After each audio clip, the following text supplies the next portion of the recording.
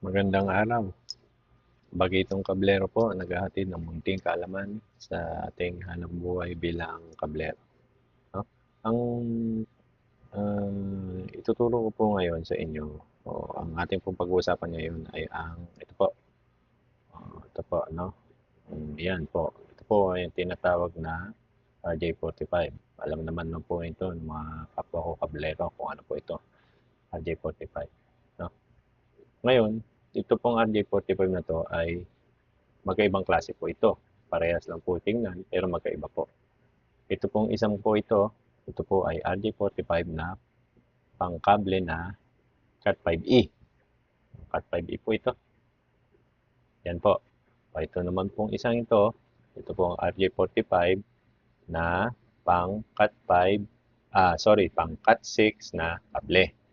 Cat6. Ito po ay Cat5e na kable. Yan po. Yan po. Focus lang po natin. Yan po. So, ito po ay pang Cat 6 na kable. Ah, huwag niyo na pong pansinin, no? Ang gusto ko lang po pagdiinan, ito po ay pang Cat 5e, ito po ang pang Cat 6. No? Ito po kasi pang Cat 6 po na tagusan po ito. So, meron po na itong hindi tagusan. So, ito lang po kasi ang meron ako. So, gusto ko lang po i-discuss ito, yung kaibahan po nila, kung saan po sila dapat gamitin.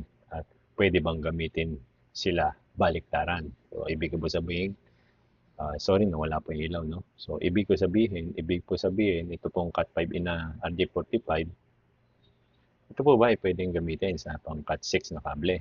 Ito naman pong Cat 6 na RJ45, ito po ba ay pwedeng gamitin sa pang Cat 5e na kable? No? So, ganito po, no? So, ito po, ang Cat 5e at ang pupunta po tayo sa kable ng Cat 5e and Cat 6. Cat 6. Ito pong kable na ito pong asul, ito po ay Cat 5e. Ito naman po, isa ay Cat 6, no? Pagkakaiba po nila ng kable nila, yung Cat 6, Cat 5e po ay maliit po ang diameter ng kable kumpara sa Cat 6. Mas malaki po ang diameter ng kable ng Cat 6. Ang tinutukoy ko po ay yung pong kable, yung pong kable na nasa loob. Hindi po itong kable na ito, no? No? Yung kable po, ayun, umilaw po yung ating no? Yung kable po na nasa loob. Yun po, yung po ang tinutukoy ko. So, Cat 5e, maliit po at Cat 5.6. So, Cat 5e po, so kung titingnan, maliit lang po yan. Yung Cat 6 po ay medyo malaki. Ganyan po. No? Ngayon, ito po, pag ito po ay tiningnan ninyo ng paganyan, yan po, yan, ayan po, makikita po ninyo, no? Yun po, yung pinya po ay pantay. Ito po yun. Ito po. Yung pin po na makikita nyo po, yan po, yung mga guhit-guhit po na yan, yan po ay pantay. No? Yan po sa pang Cat 5e. Pag tiningnan mo naman po itong Cat 6, ayan po, makikita mo po, ayun, yun po, nakita nyo po, halinhinan po na mataas, mababa, mataas, mababa, mataas, mababa. So, pag inilagay mo po yung kable dyan sa Cat 5e, nilagay mo yung kable, pila-pila po yan. Yung kable, ayun po yung kable, yung bilog, pila-pila po yan. Sa Cat 6 naman po, pag sinuksok nyo naman po yung kable dyan at ikikrimp nyo na po, ayun po ay staggered po. So, halinhinan po, mataas, mababa, mataas, mababa. So, yun po, may kinalaman po. Ang sumunod dyan po, ito po yung kable, ito po yung pin. Sumunod po dyan na may kinalaman. Ang talaga pong main ano po riyan, na pagkakaiba nila is yung kanal po, yung pong kanal. Ito pong pinaglalagyan ng kable at nung pin. Yung pong kanal nung pang Cat 5e na RJ45, yun po yung mas maliit kumpara po sa kanal ng Cat 6. Kasi nga po, mas mataba po yung kable ng Cat 6, kaya po yung kanal po na yun, medyo malaki po. Ngayon, kumpara po rito sa Cat 5e na maliit po yung kable, diameter ng kable niya, kaya maliit po yun. Ngayon, meron pong gumagawa, or meron po siguro magsasabi po yung pasensya na po kayo sa ilaw kasi po nag-o-automatic off po siya pag mainit na. So, okay lang po yan, di naman po nakaka-disturbo dun sa ating video. Meron po na magsasabi dyan na, ay, Cat 5e, pwede yan. Makikikrimp ko dyan. Nagagawa ko dyan yung Cat 6 na kable, nakikrimp ko. Cat 6 na RJ45, wala rin problema yan. Nakikrimp ko naman dyan yung Cat 5e na kable. So, Meron pong nakakagawa po nun. Pero, meron pong hindi nakakagawa. So, kasi nga po magkaiba, no? Or meron po nahihirapan. So, baka po isa kayo dun sa nahihirapan. Halimbawa po, ang awak po ninyo na kable ay awak po ninyo ay RJ45 na pangkat 6. Ano po mangyayari no pala, no? Ano mangyayari? Anong pwedeng mangyari po pala? So, magsimula muna tayo sa Cat5e na RJ45. So, yung Cat5e na RJ45, pag ang krinip mo dyan, Cat6 na kable, ano mangyayari? Sa Cat6 na kable. So, mangyayari po ganito. So, since maliit po yung kanal, punta po tayo din sa kanal, maliit po yung kanal nun. Kasi nga po, pang Cat5e na kable, ito lang po yung diameter ng kanal. Maliit po. Eh, sinalangan mo po nito, malaki. Papasok po talaga yan dyan. Pasok. Ang problema po, pag crimp mo, pagdiin ng crimper mo dun sa mga ngipin na yun, ang problema, kasi ito po, ano, so andito pa po yung ano yan. Ito po parang insulator po yan. Yun po yung may dark, yun po yung pinaka mismong conductor ng kable natin. So minsan, kasi sobra kapal po ng insulator, minsan ito pong pin na to, pag ipit po natin, hindi po yan umaabot dun sa pinakang conductor.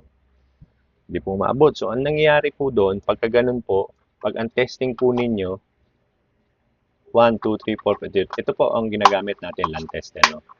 So, partner po ito. 1, 2, 3, 4, 5, 6. 1, 2, 3, 5. Lumaktaw po. Wala pong 4. Yun po yun. Kasi nga po, hindi po umabot yun. Hindi po na-crimp maigi. Ngayon, pag crimp po, pagbaba po nun, hindi niya po tinamaan yung conductor. Kaya po, pag tingin mo, open po siya, hindi po siya mano. So, yun po pwede mangyari. Kasi nga po, masikip po ito para dun sa kanal niya eh. Kasi nga po, pang cut 5 yung RJ45 mo na ginamit. Yun po, no? Pagka ginamit mo po ang Cat 6 na kable sa Cat 5e. Ngayon, paano naman po pabaliktad? Cat 6 naman po ito. Meron po sabi, oh, okay po na ano kayo kasi. Diba? Kung Cat 6 po yung Cat RJ45 mo, Cat 5e yung gagamitin mo. Baliktad naman po. Since yung Cat 5e po natin, maliit yung diameter, pag nilagay mo po yan dyan, maluwag naman po siya. So, ganito po yan. I-exage na po natin no, yung video. Ito po. So, pagpalagay po natin, ayan, no? Kasi kung ito po yung kanal ng Cat 6 na kable, pag nilagay mo dyan, Cat 6 po, ganyan po yan. So, ito po yung pin. Ito yung conductor. Pag diin mo, aangat po yan, tatamaan po niya yung conductor. Ganyan po yan. Kung Cat 6 yung kable mo, Cat 6 din po yung RJ45 mo.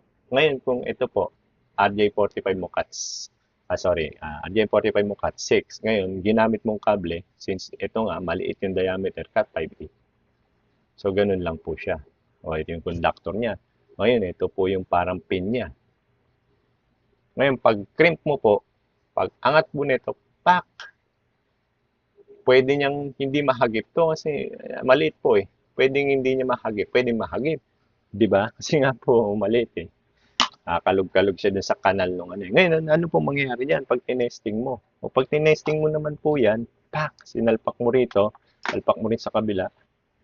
Ang nangyayari po riyan, pag tinesting mo siya, okay yung ilaw, pero ginalaw mo yung kable na crimp mo, pag crimp mo, nawala yung isa.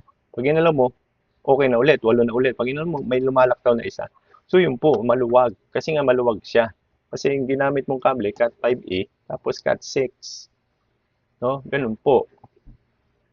Oh, ganun na nangyayari. Kaya po, kailangan po natin gumamit ng tamang RJ45 sa tamang kable. Para po hindi natin maiwasan po natin 'yon. Paulit-ulit po tayo ng trabaho o makakaksayaw tayo ng oras. Ayan po. 'Yun ang kinakailangan natin gamitin po, no?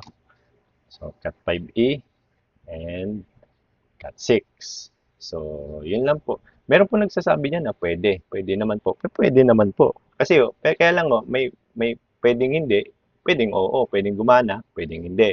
Kung natsamba mo, okay yung pagkakakrim mo, ang ganda ng pagkakrim mo, okay. Paano kung hindi, di ba? Eh, unlike kung gagamitin mo yung tamang kable at sa tamang RJ45, basta maayos ang pagkakakrim mo, every time po na pag-crimp mo na yan, tama po yan. Kasi tama yung connector mo sa kable mo. kable mo na ginamit. Ngayon, ito po palatandaan. Pag bumili ka po, tinitingnan, kung ako po bibili ng RJ45, ang kable ko po Cat6. Ang tinitingnan ko po ganito. Yan po, staggered po yung pinakang pin. May mataas, may mababa, may mataas, may mababa. Tinitingnan ko po diyan. Yan po. Yan. Yan. Ayun po. Yun o, yun po. Yun. Nakita niyo po, may mataas, may mababa, may mataas, may mababa. Ngayon po, tinitingnan ko po diyan. Pagka ganun po, yun po, understood na po sa akin yung pang Cat 6 po. Kaya nga lang po, kapag pag Cat 5e po, yung kable ko, ang titingnan ko po, yan, diretso po.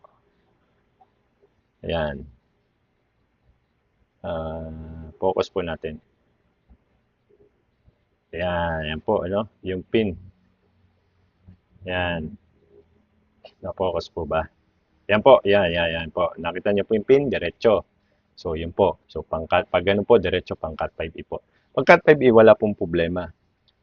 Magkakaproblema ka po kung Cat 6 ang kable mo. Kasi po, katulad sa online, may mga seller po na katulad po sa Shopee at Lazada, galing China po yung iba kasi doon eh.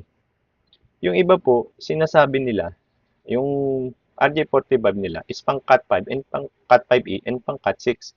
So wala pong ganun. So wala po. So ibig sabihin po kung pwede doon Cat 5e at pwede doon Cat 6, malamang sa malamang pang Cat 6 po yun. Or malamang pang Cat 5e lang po. Kasi akala po nila na, kasi may sasalpak mo naman po talaga yung Cat 6 na kable rin. Yun nga lang po yung pag-crimp mo, doon po sumasablay kasi nga po masyado siyang malaki para doon sa ano. Kaya minsan sumasablay siya. Kaya pag bibili ko kayo, ako, tinitingnan ko na ho, yung pin po. So pag pin po yan, diretso yung pin niya doon, ay hindi po yan ang pinipili ko kung Cat 6 ang kable ko. Usually, kasi yung kable ngayon, Cat 6 na po eh. Cat 6, o bibihira na po yung gumagamit ng Cat 5e. So, yun po, pag Cat 6, yan po ang pinipili ko po, yung staggered po, yung mataas, mababa. Ganun po yung pin niya. Pag ganun po yung pin niya, yun po yung ginagamit ko pang Cat 6 po. So, yun lang po, para sana po, kahit paano yung video na to makatulong sa inyo sa pagkakable ninyo. So, yun lang po. Muli po, ako po si Bagitong Kablero. Bagito lang po ako sa larangan ng pagkakable. Kaya mag-comment po kayo kung may mali ba ako nasabi o may idadagdag kayo. Laking tulong po yun. Kasi matutulungan po natin yung mga bagitong kablero rin na katulad ko. O madadagdagan yung kaalaman nila. So, yun lang po. Salamat po. Hanggang dito na lang po.